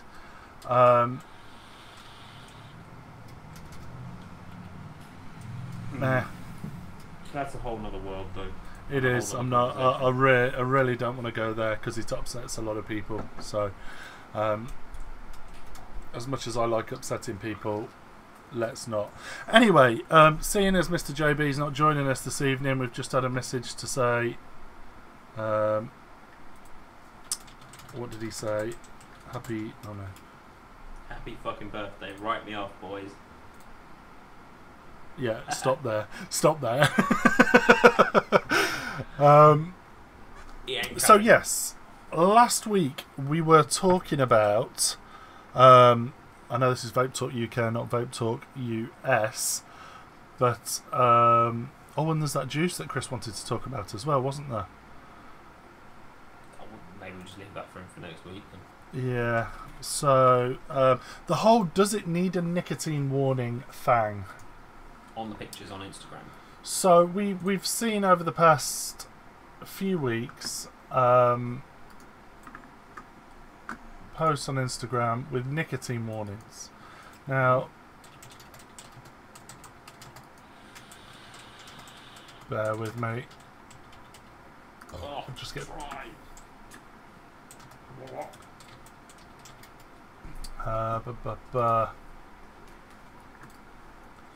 So after August the 10th, which apparently was the date of reckoning, let's see if I can put this in here and it look reasonably well. So you'll see a lot of American adverts at the moment with nicotine warnings on them. So Chris has come across this. So, I am a manufacturer who manufactures and wholesales vapor products and has a picture, video or advertisement promoting my brand, promoting my product. Yes, they require a nicotine warning on it.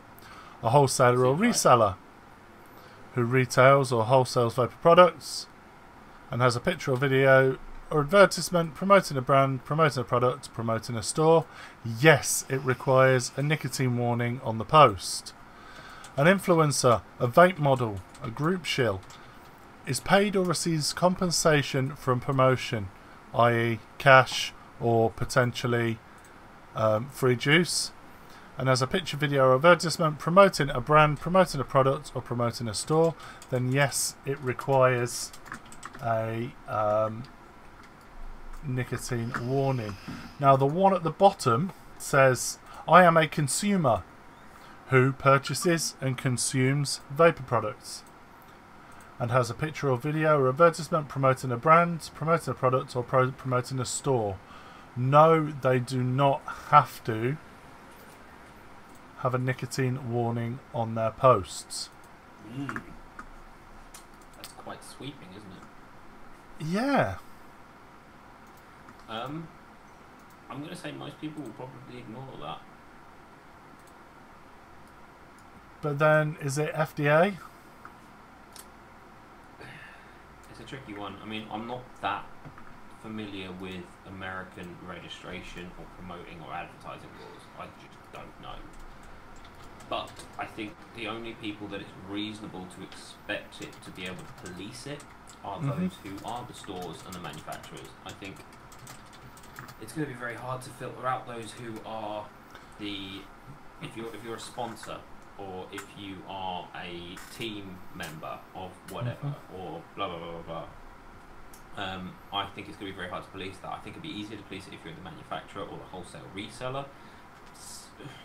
But then it's social media. How do you police social media?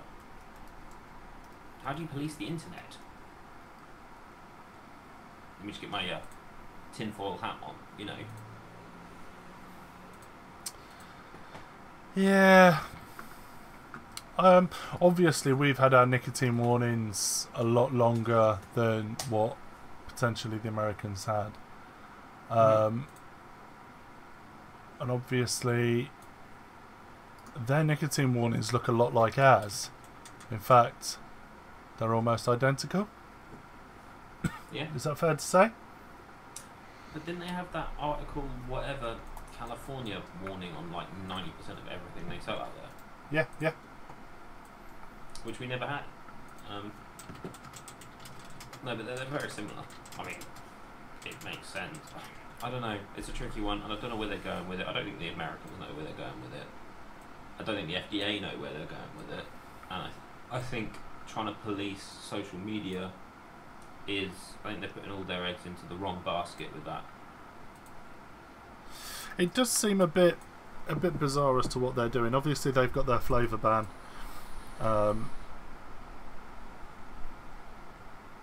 You know, if you it should be more tastes... worried about that. Yeah. That will have a knock-on effect for us.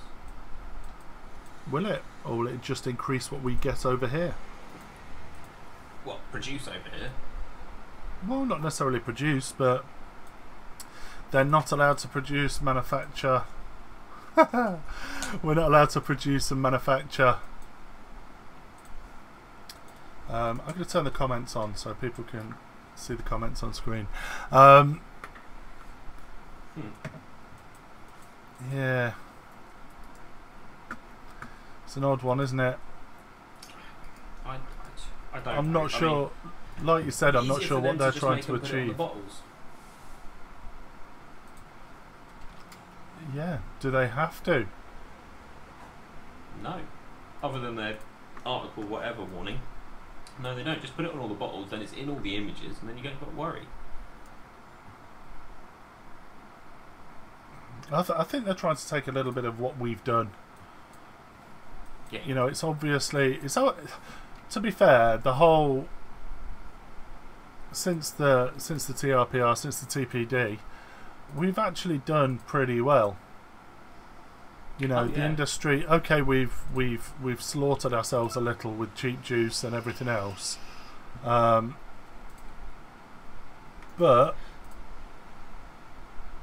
You know, as an industry, we've managed to keep ourselves going. We thought, you know, that was it. It was the end of. That was it.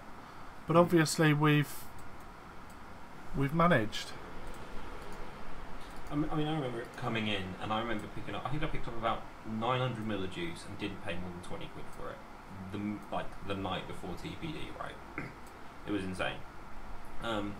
Then you had about 3 or 4 months of everything being in 10 mils, no matter what it was, 10 mils. Then people were like, let's put this short fill out. Let's see if we get picked up on it. And now everything's short fills. You see, from day one, from the day the TRPR kicked in, we had short fills on our shelves. Yes. The TRPR is different from the TPD, isn't it? Yeah. Well... It's tied in, but it's not quite the same. Andrew's just said, California is a pit of weirdos and sanctimonious bastards. It's one state that could fall in the ocean and most people would applaud. Have you noticed, don't know if you've seen in the news, that California have actually banned CBD? Have they really? They banned CBD. You can quite easily go out and buy an ounce of weed and THC. You cannot go out and buy a 10ml bottle of CBD. I remember seeing an amazing video of the police trying to arrest someone who was selling CBD, and they said, you can get this at Walmart. Are you going to go and arrest Walmart? I don't know if that was in California or not. Probably. But, yeah. But then CBD's a fine line as well if you don't know what you're talking about. And the government legislators generally don't know what they're talking about. You see, over there, to me, I think it's all about the tax dollars. If you take a look at You take a look at cannabis. You look at how many people are getting backhanders from that. The biggest being the government. All the doctors that can prescribe. Mm-hmm. Oh, it's just full of cowboys. I mean, do you know how much? I think I might be wrong on this, but I think within the first 6 months, that produced $2 billion in tax revenue. The weed industry. To be fair, we should do it here. Medicinal. I mean, it's now that you can get it on the NHS now, can't you? Yeah, Theresa May's husband grows it. Talking about Theresa May and being hypocritical, I'm not going to get too political. There's one very specific thing, right? Okay, so I don't think she'll mind me telling you this, but my other half suffers from type 1 diabetes, right? And she has to do a finger prick test her blood every couple of hours, whatever. And you can get this thing, and it sits on your arm, and it connects to the NFC on your phone, and you put it against it, and it will give you a blood reading. No finger pricking involved. Now, reasons that's good is A, you don't have to prick your finger. B, if she's asleep, and I want to be able to make sure she's okay, I can do her test without waking her up, right? It's fantastic for kids who don't like having their finger pricks done, right? There's a million reasons. Now, you can get it privately. It's 50 quid every 2 weeks to have them, right? You have to replace them every 2 weeks. It's 50 quid.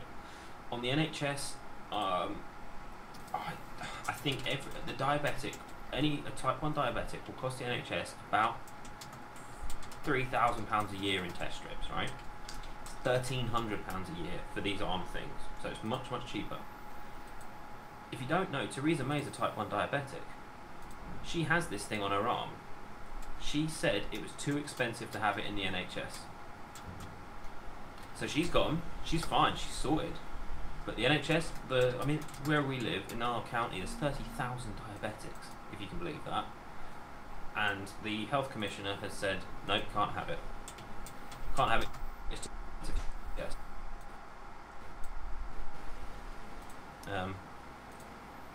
Oh, there we go.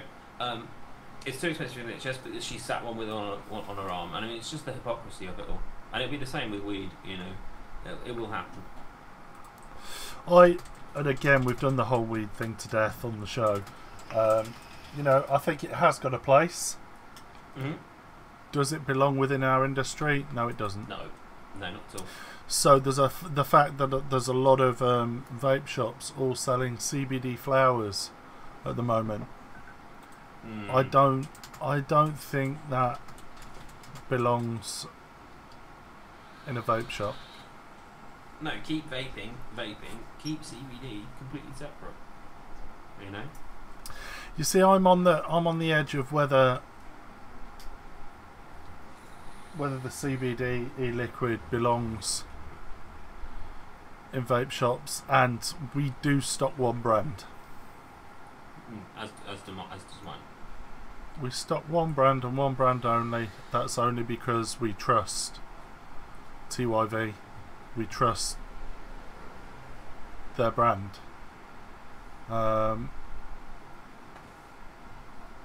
Again, does it belong in a vape shop? Probably not. But at the moment, city centre, you know, where can you get your CBD? There's no CBD dispensaries. There's no dispensaries. You know what I mean? There's no specialised shops that deal only in CBD. And if there were, they'd be expensive. Go to a head shop. You know, there's at least one head shop in every city, if not more. Yeah. It's perfectly reasonable to expect them to sell it. And the one that's quite famous where I live near Norwich, they have one called Head in the Clouds, and they sell CBD. They have no issue selling it. Leave it to them. They're fine. Yeah. I don't know. You can go on. I mean, I could go on about CBD for absolutely forever, and I wouldn't get anywhere, and I just get angry about it. I don't think it should be a part of the vaping world, and I don't think it should be like vaping shouldn't be considered a tobacco product. CBD shouldn't be considered a vaping product. Is the way I kind of see it. Despite the fact we vaporise it. Yeah, I don't think it should be seen in the same way necessarily. Yeah, you can vaporize, but then I get people coming in at least twice a week. Have you got dry herbalizer vape things? Yeah. You know? It's like, no, we're a vape shop. Yeah. You know, I had one bloke asking for ICOS, but again, that's another conversation. Oh, done to death. Done to death. Yeah, Get out of our industry. Get out of our industry. Exactly. And I think ICOS should have the full force of the TBD. But I don't know. Again, these are such monstrous topics that have such wide and varying connotations of different things. End of the day, vaping, use it to give up smoking. Use it to enjoy it as a hobby, if that's the way you take it. And as long as you're a consenting adult, yeah, skins, pipe cleaners and all sorts. I had legal highs the other day. Got any legal highs, mate? Legal highs don't exist anymore, do they? No, they're Aren't they covered? Aren't they covered as a blanket ban? Yep, pretty much. I have an old boy that comes in at least once a week, and poor bloke probably doesn't remember, but he always asks me for 30 grams of tobacco, and I have to remind him every week we don't sell tobacco.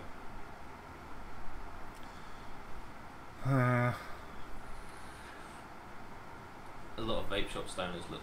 A lot of vape shop workers look like stoners. Consumer led or shop led. See, CBD's come down a lot in price. Now you see, it's the same as 100 ml. Consumer led or shop led? It's manufacturer led. Yep, shops don't really get much of a choice on prices normally. Oh. Yeah.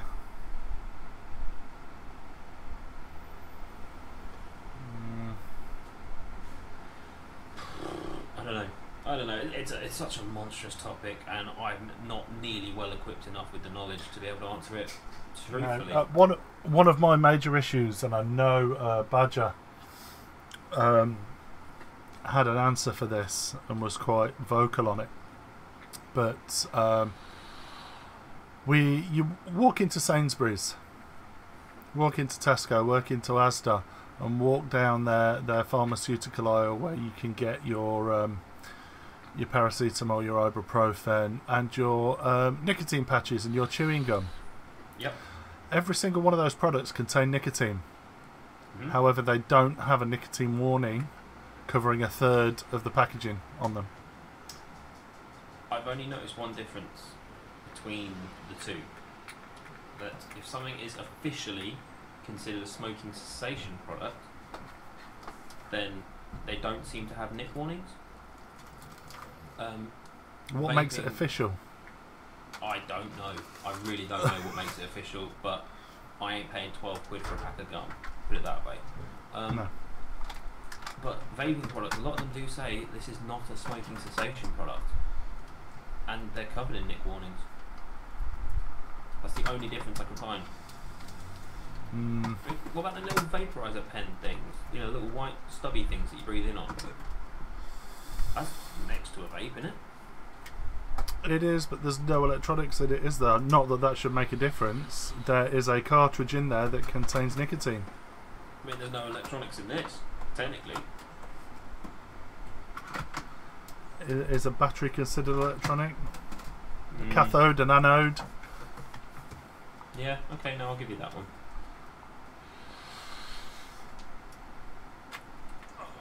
Again, this would be something I'd have to do some fairly hefty research on. Yeah. Because I could, at the moment, I would just be guessing. Otherwise, it'd be disingenuous to say that is the authoritative word on it. Because it's not. I just don't know. I'm following a lot of Nicorette models. Interesting. I think he's taking the piss. Instagram Nicorette models, they're like, Do you ever get people come in, they're like, yeah, I just want something with zero nicotine because I'm using patches? Yeah. I have had... I'm piling my bin up. Can you see my bin's getting a bit... That's just lazy. A little bit full. I'm going to cover it now.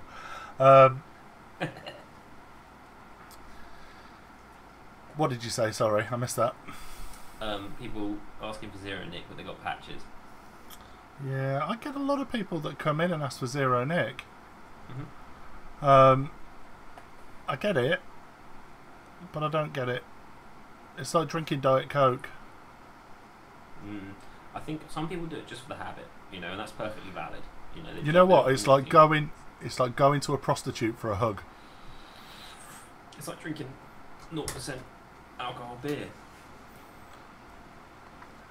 Beer tastes fucking rank. Why would Beer you does not taste rank. Beer's lovely. Have you tried zero alcohol beer? Oh, zero nick. Yeah, it does. Yeah. As Chris says, I'm sure Chris said it on the show once. It's like shagging your sister. It's the same. It's just not quite right. Oh, that's terrible. That's terrible. Oh dear. Yeah, I think we put the world to rights quite successfully tonight. It's been fun. There's so many things I want to talk about, but not only would I alienate myself from the entire vape community, I'd piss a lot of people off, and I'm not quite ready to end my YouTube career yet. So, Have you not got one? Have you not got one that you could just use? Okay, I'm not going to name any names. I'm going to try and keep this as vague as possible. Stu probably knows what I'm talking about, right? I see a lot of cowboy reviewers out there asking for juice, right? And shall I send you a screenshot of my Instagram inbox? Please do. I really want to see it. But the thing is, right, now, I've messaged companies saying, who have specifically asked for people to promote their juice. That is the time that I message the companies. Because I say, yep, I'm a reviewer, hit me up if you're interested. Here's my link, right? Now, I did see someone the other day, name shall be unnamed. I'm going to try and keep this is a very specific post, so that it might get back to them. Okay, no, fuck it, I don't care, right? This person said, this company, wait, it's potato. Potato, said, carry on. Yeah, they said, if you're a juice company wanting me to review your juices, and you send me a 10ml sample, it will only get a sample test, right? Which means one puff and test. However, if you send me short fills, right, it will get more of a test over a few more days, and then I can comment on whether it's an all-day vape, whether it's a coil killer, blah blah blah. He goes, and if I particularly like it, then it will get used in my hardware reviews. Now, what that says to me is, don't send me 10mls, send me short fills, because that's all I'll accept. As far as I'm concerned, what kind of reviewer are you if you can't review a juice from 10ml of it? You know what? I'm going to be a bit of a cunt, but I kind of get it. What he's saying. But also, I'll give you a prime example, right? Do you know, you obviously get a lot of samples sent into your shop. yeah, we get shit tons, and most of it goes in the bin. Right. Do the 60mls go in the bin? Don't get sent them, really. Do you not? We get sent. I've got a box behind me, and I'm not. Again, I don't want to name them shame, but no, I will, because it's not a shame. It's not a shame thing at all. Right, but this is the difference between shops. And shop, if you send a sample pack to a shop, right, that is almost immediate potential return revenue, right? Right. That box came for sampling. Yep. Right? Like that. Yeah, like that. Like that, all bubble wrapped up. Pass me them 2 boxes at the side of you, babe.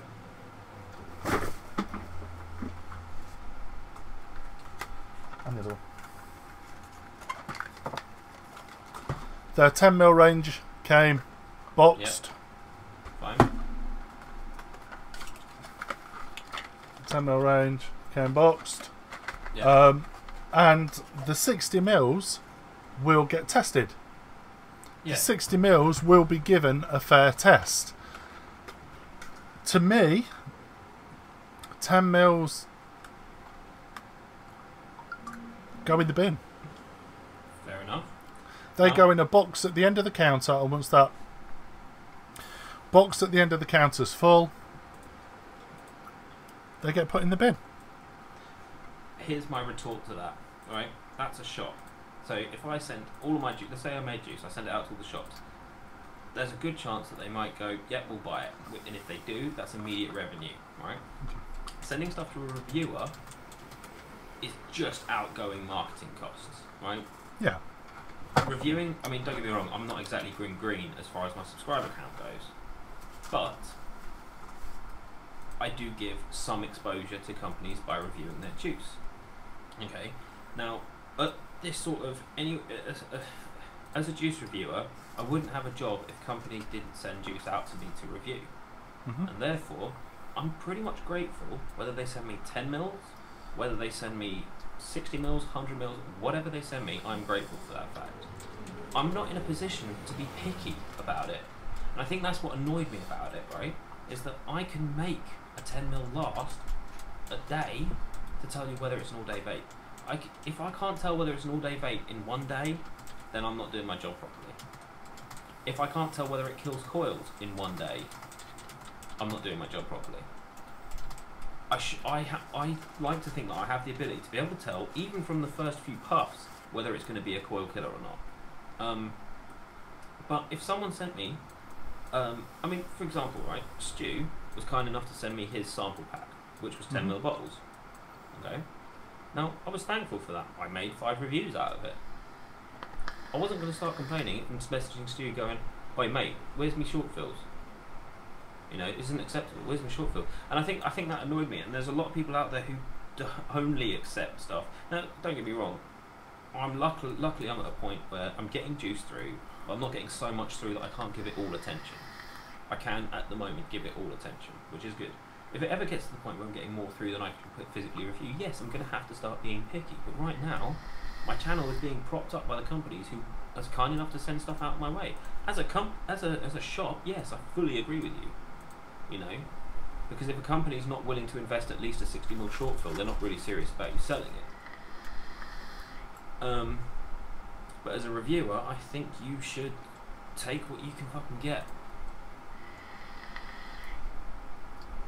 And I reckon I buy probably 60% of the stuff that I review.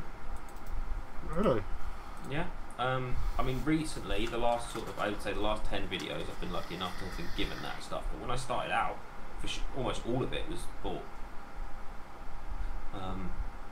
You know, it just seemed a bit desperate and a bit sort of, calm down, mate. You're getting a bit big for your boots now, aren't you?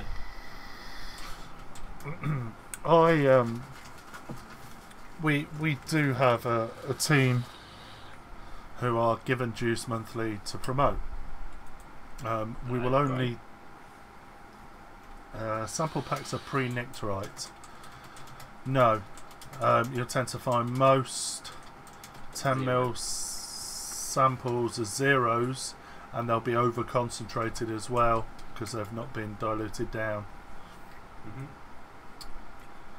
I'm trying to work out if "suck my cock" is for real or is getting the boot. Who wants to stop cooking? Suck Mike cock. Who?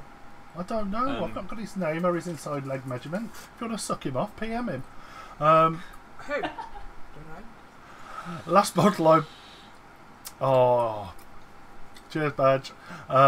The last bottle of juice I bought was at Fest. Cream soda, apple and elderflower and cloudy lemonade. Really nice range available at Vape. Or if you go on to jeffreysvintagevape.co.uk and use the code VTUK10, you'll get 10% off and free delivery. I will. Yeah, he's going to rip you off. He's going to charge you 15 quid and he's going to laugh all the way to the bank. Mark, admin me. I'll look after chat. You're admin already?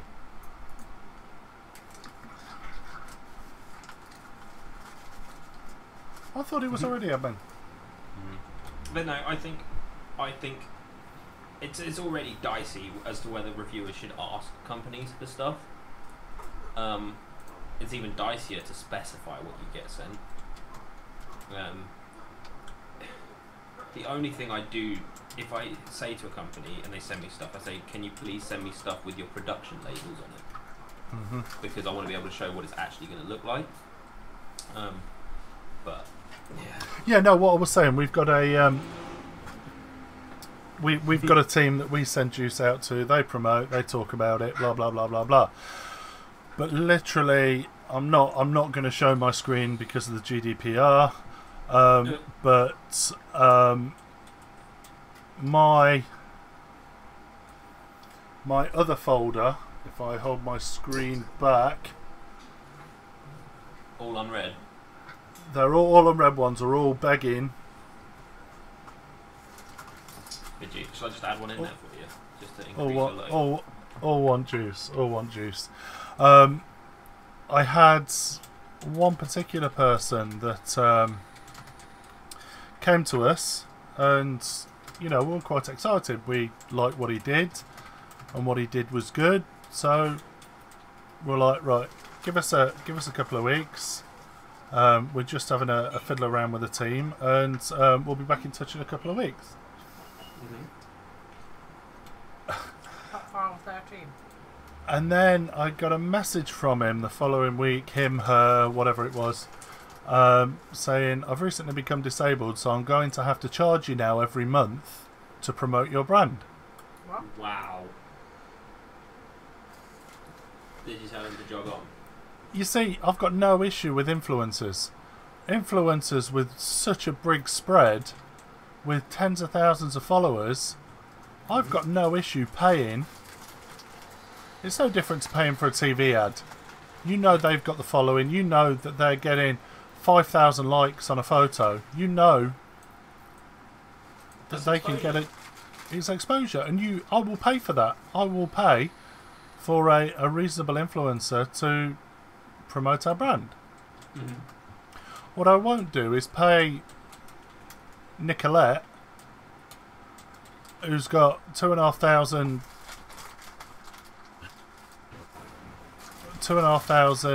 followers. She does a cheeky nip slip every couple of weeks and gets 200 likes on a photo. I'm not paying her to. Yeah.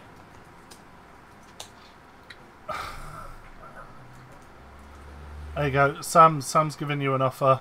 Kaz, do you want to review my juice line? You see my reply?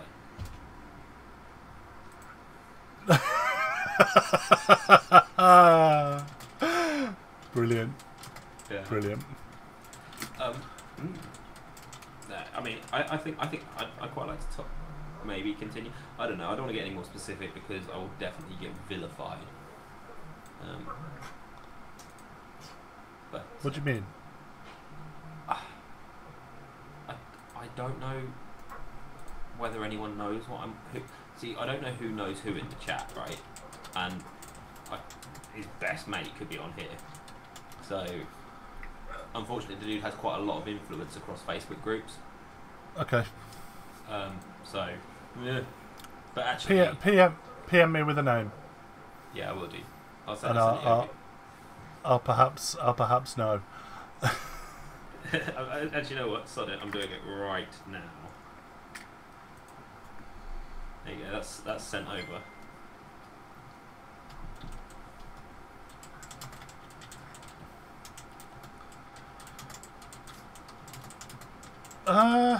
The name rings a bell. I don't think it's an unfair statement that this person's made. If you want a car review, if you let me borrow, if you send me the car to review for a day, then I'll give you a day's review. If I'm not sticking up for this person because I know him, but your audio's gone. Oh, sorry. Oh, there we go. But if you send me the car for a week, I will give it a proper test. Yeah. Yeah, for sure. No, I completely agree. On that, and I think it's the same with juice. I think let's carry this one on next week. think Yeah. that could be interesting. Yeah, we'll do that. We'll do that. I'm Have gonna we- gather more argumentative material, and then Yeah. We'll shut keep the down every person. argument. We'll keep the person quiet for now. Anyone? I'll hang around for a little while. Are you hanging around, Cass, or have you got to shoot? I've got to shoot fairly soon, so I probably won't be in the hangout. Okay. Yeah, no, I've got to shoot straight after this. No worries. If you want to join us in a hangout, let us know and else at a hangout. If there's no one wanting to join us, then I won't bother.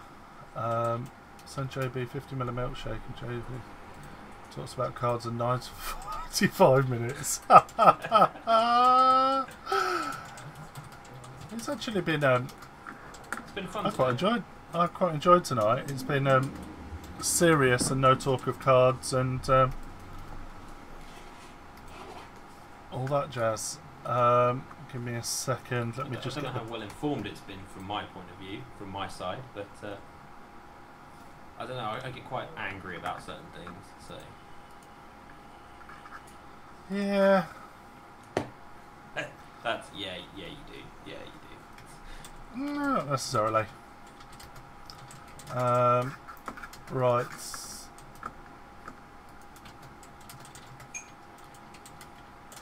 I'll pop in for a bit. Right. There's the link. Cloud Challenge outside FE Paris this Friday, 7 p.m. In a moment of shameless plugging, if one person would like to go over and subscribe to my channel, I'm at 399 subs. And it's doing my head in. So get yourself over. This is Cass. If you want to pop the link. Oh no, you can't put the link in. Oh, no, I can't. I'll do it for you. Thank you. This is Cass. 12 videos. What? That's wrong. It's like an emo. There we go. So, drop in.